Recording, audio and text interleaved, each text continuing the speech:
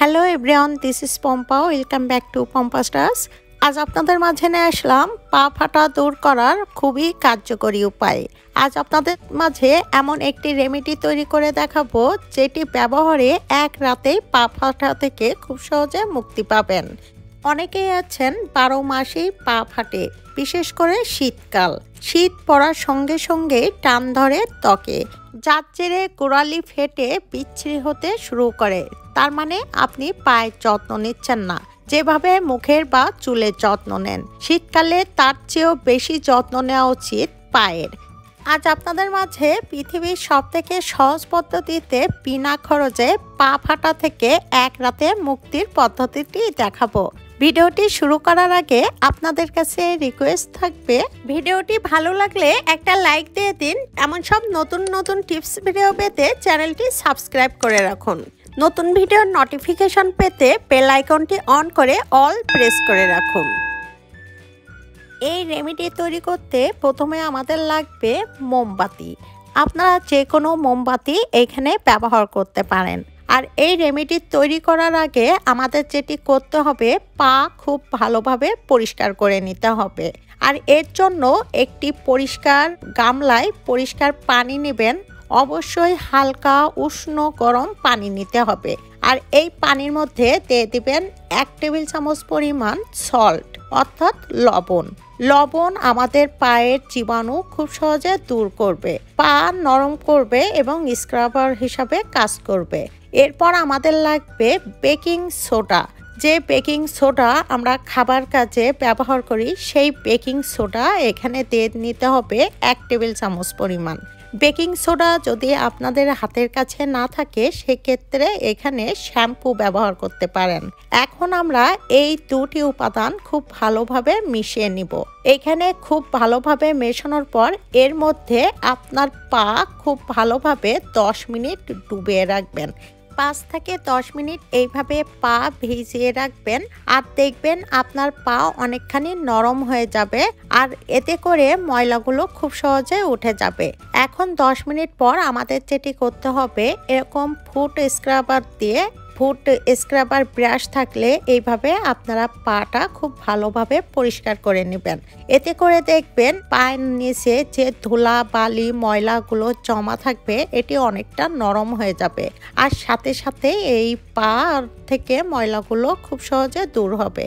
এখানে দেখুন স্ক্রাবার দিয়ে আমি যেভাবে ঘষাঘষি করছি, এইভাবে আলতোভাবে ঘষাঘষি করবেন। একটু ঘষে নিলেই দেখবেন ময়লাগুলো এক নিমিষেই উঠে যাবে আর আপনার পা নরম হয়ে যাবে। এখানে বেকিং সোডা ব্যবহার করা হয়েছে। অনেকেই প্রশ্ন করতে পারেন, বেকিং সোডা ব্যবহার করলে স্কিনের কোনো ক্ষতি হবে কিনা? কোনো ক্ষতি হবে না, আপনার পা আরও পরিষ্কার হবে। তো এরপরে যেটি করতে হবে, একটি তাওয়াল দিয়ে পাটি খুব ভালোভাবে মুছে নেবেন। এতে করে ড্রাই হয়ে যাবে, কোনো পানি থাকবে না। এখন আমরা এই ফুট ক্রিমটি তৈরি করব। আর এর জন্য আমাদের লাগবে একটা মোমবাতি। আর এই মোমবাতিটি আমি একটি গ্রেটার দিয়ে দেখুন গ্রেট করে নিচ্ছি। এক কথায় বলা চলে, এই মোমবাতিটি গুঁড়া গুঁড়া করতে হবে, তাহলে এই কাজটি করতে খুবই সুবিধা হবে। এই ফুট ক্র্যাক ক্রিমটি আপনার পা ফাটা থেকে চিরতরে মুক্তি দিবে মাত্র এক রাতে, বিলিভ মি। তো বন্ধুরা দেখুন, এখানে আমি খুব ভালোভাবে এটি গ্রেট করে নিয়েছি। এখন আমাদের যেটি করতে হবে, একটি স্টিলের বাটি নিতে হবে। আর একটি স্টিলের বাটির মধ্যেই আমাদের এই কাজটি করতে হবে। দেখুন এখানে একটি পুরাতন স্টিলের বাটি নিয়ে এর মধ্যে আমি মোমবাতিগুলো দিয়ে দিচ্ছি। আর এর সাথে আমাদের মেশাতে হবে এখনো দুটি উপাদান। আর এই দুটি উপাদানের মধ্যে প্রথম উপাদানটি হলো সরিষার তেল। সরিষার তেল আমাদের ত্বকের জন্য ভীষণ উপকারী। এখানে আপনারা সরিষার তেলের রিপ্লেসে অলিভ অয়েলও ব্যবহার করতে পারেন, তবে সরিষার তেল আমাদের ত্বকের জন্য ভীষণ উপকারী। আগেকার দিনের মানুষেরা কিন্তু সরিষার তেল লোশন হিসাবে গায়ে মাখতো। এরপরে আমাদের এখানে নিতে হবে 1 টেবিল চামচ পরিমাণ অ্যালোভেরা জেল। এখানে আপনারা চাইলে ফ্রেশ অ্যালোভেরার পাতাও ব্যবহার করতে পারেন। অ্যালোভেরার পাতা যদি না থাকে সেই ক্ষেত্রে জেল ব্যবহার করবেন।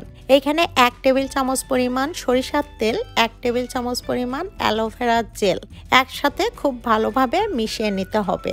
এখন আমাদের যেটি করতে হবে, এই স্টিলের বাটিটি আমাদের চুলার উপরে দিয়ে দিতে হবে।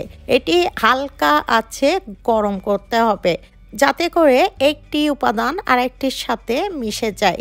এই মোমবাতিটি গলে একদমই তেল হয়ে যাবে, মাখনের মতো। দেখুন এখানে স্টিলের বাটিতে এই কাজটি করা হচ্ছে, কেননা স্টিলের বাটি খুব সহজেই কিন্তু গরম হয়ে যায় আর এই কাজটি খুব তাড়াতাড়ি হয়ে যাবে। যখনই দেখবেন মোমবাতি গলে যাবে তখনই চুলার জাল বন্ধ করে দিবেন। এটি বেশি সময় জাল দেওয়ার প্রয়োজন হবে না, এটি গলে গেলেই একটা আরেকটার সাথে খুব ভালোভাবে মিশে যাবে। দেখুন এখানে আমার রেডি হয়ে গেছে এই রেমেডিটি। এখন চুলার জালটি বন্ধ করে দিতে হবে আর এটি ঠান্ডা হওয়া পর্যন্ত অপেক্ষা করব।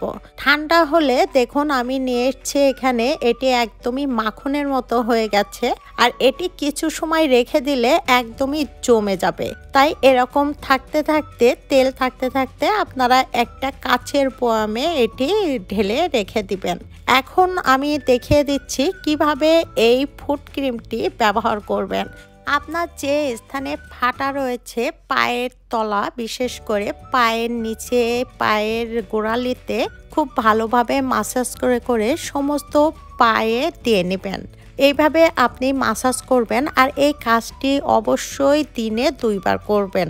সকালে ঘুম থেকে উঠে পা পরিষ্কার করে ড্রাই করে একবার খেয়ে নেবেন এই ক্রিমটি, আর একবার এটি ঘুমানোর আগে, ঠিক বেডে যাওয়ার আগে এইভাবে 5 মিনিট মাসাজ করবেন আর দেখবেন কতটা আরাম পাবেন আপনি। এই ক্রিমটি যে কতটা উপকারী, একবার ব্যবহারে আপনার পা সকালে উঠে দেখবেন পা ফাটা একদমই চলে যাবে। আর যেভাবে আমি পরিষ্কার করে পা দেখিয়েছি ঠিক এইভাবে পরিষ্কার করে নেবেন আর এইভাবে আপনারা মেখেই দেখুন এক রাতেই পা ফাটা থেকে চিরতরে মুক্তি পাবেন। আর যেভাবে আমি পরিষ্কার করে পা দেখিয়েছি ঠিক এইভাবে পরিষ্কার করে নেবেন।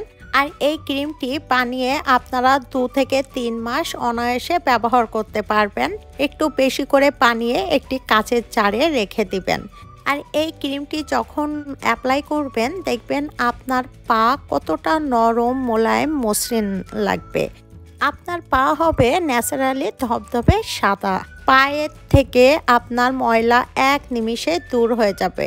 আপনার পা আর জীবনেও ফাটবে না। বন্ধুরা, এই রেমেডিটি আপনারা শীতকাল ছাড়াও খুব সহজে সারা বছর ব্যবহার করতে পারবেন। আর এই ক্রিমটি ছেলে মেয়ে উভয় ব্যবহার করতে পারবেন খুব সহজে। বন্ধুরা, ভিডিওটি যদি ভালো লাগে ফ্রেন্ডস অ্যান্ড ফ্যামিলির সাথে শেয়ার করবেন।